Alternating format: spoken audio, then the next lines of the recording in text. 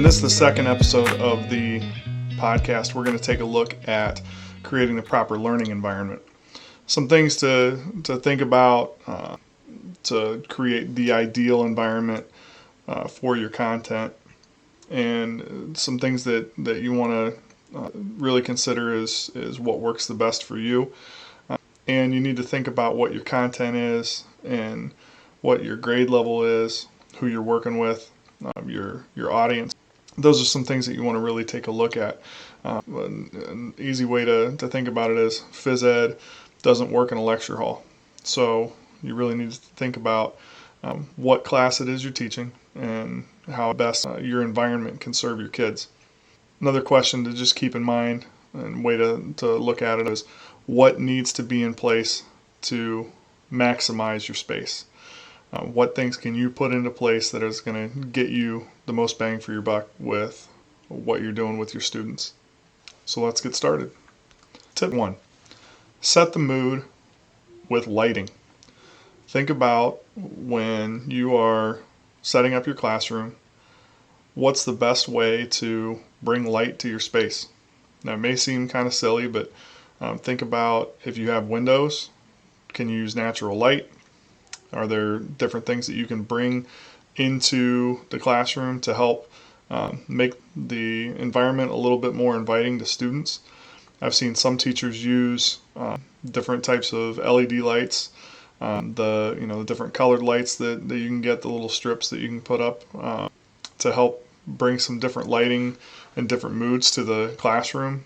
When playing a game, you may set it to a fun setting. When students are doing some sustained silent reading, you may want to alter the lighting so that it's a little bit more inviting for the students.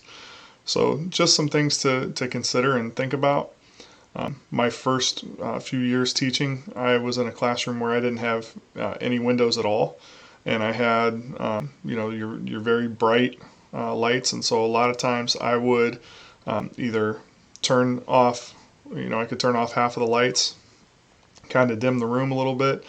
Sometimes I would put some things up on the projector up in the front of the room and almost use that light to help with the space. But just think about what are some different ways that you can adjust the environment to help your students feel the most comfortable as they're working on an assignment, as they're working in groups, as they're just simply reading within your room.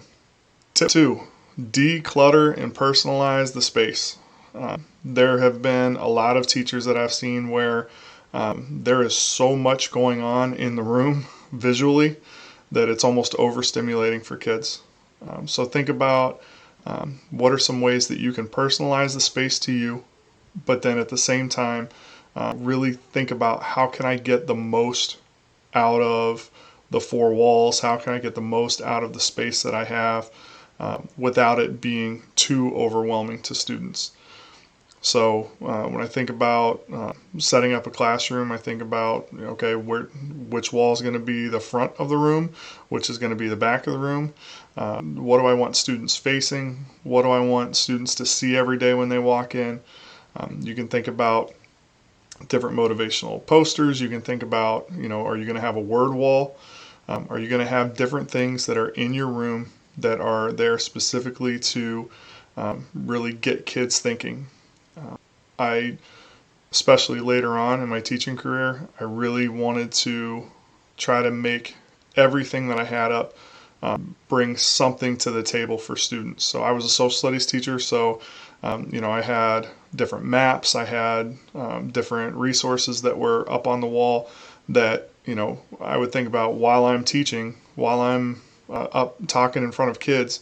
Here's a resource that I can point to. Another thing that I did quite a bit later on was I would do different activities where students would get up and move around the room, and I had resources on the wall that they would move to. So when we did station work, there were things that were hanging up around the room that were there specifically to draw students' attention. So again, think about ways to declutter, and at the same time make it personal to you, and consider different things that you can do within your classroom to really grab students' attention and spark their thinking. Tip 3, create some flexible learning zones. Think about what are some of the ways that you can really get students to think differently depending on the different spaces that they're in within your classroom. And what I mean by that is, particularly and I think at the middle school level, when we do different group work, are there different things that we can have students do? Some classrooms have a smart board. Can we get students up and interacting with that smart board up in the front of the room? Is there a recording station that students could move to record a podcast, to record a video, to even just practice group work? Sometimes teachers will have students step out in the hallway to practice a presentation. Think about different zones within the classroom and what students can do within those areas. I've seen a lot of teachers who will have different leveled groups. Very high track group that's working on their own independently on a specific question for a project, and then at the same time the teachers bring students to his or her desk to sit down and work through a problem that they're trying to solve together as a group. And so you can think about what are some ways that you can get kids moving around the room, that you can create a flow to the activity that you're in, and that you can make sure that again, students are getting everything that they can out of the space. And so that's something that I think, again, depending on the content area, you can really get a lot out of that. I've even seen where phys ed teachers have had different areas of the gym that are laid out for students that are very well versed in the rules of the game and can get up and play on their own. And then they have other spaces where they know that they're going to have to be more hands-on as the instructor with those students. So just some things to think about with the way that you can really differentiate your classroom and to make sure that you're meeting the needs of all types of learners within your room. Tip 4, this is probably the most important one to me, is integrate technology strategically. I know many teachers fall into the trap of I want to use the latest and greatest because it's the latest and greatest, and then I'll shape my lesson around the technology. That's the last thing you want to do. Come up with a great lesson.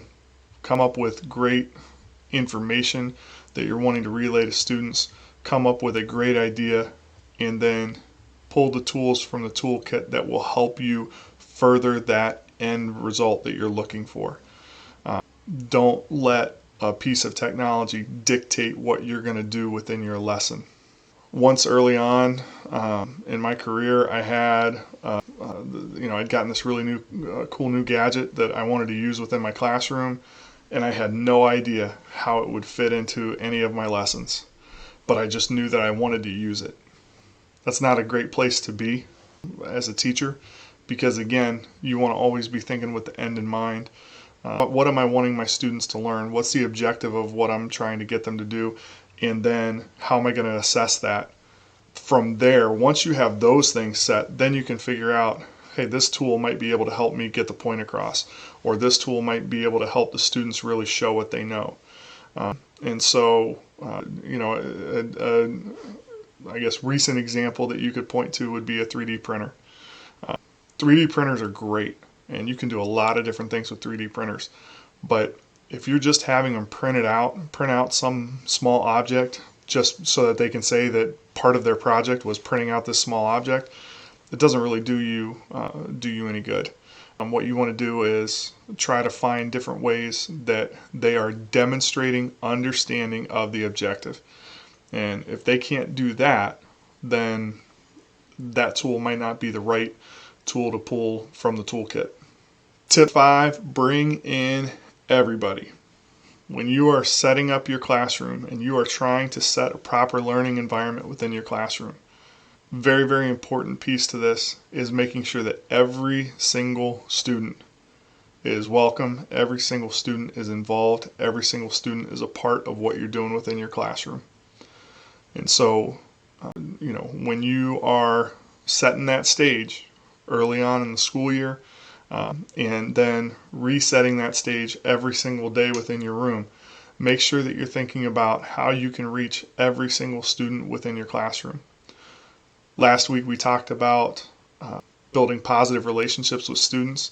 Your classroom environment is part of that. That's how you build those relationships with kids, making sure that they understand that they are a part of your room and that they are an important piece, and you want them there in your classroom.